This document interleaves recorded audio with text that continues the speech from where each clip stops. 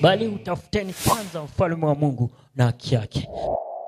Kwamba atutafuti kwanza kazi, atutafuti mali kwanza. Cha kwanza tulichotakiwa kukitafuta, tulitakiwa tutafute kwanza ufalme wa Mungu ni nini, na kusudi la Mungu katika maisha yetu ni nini. Kwamba tutembee kwanza na Mungu.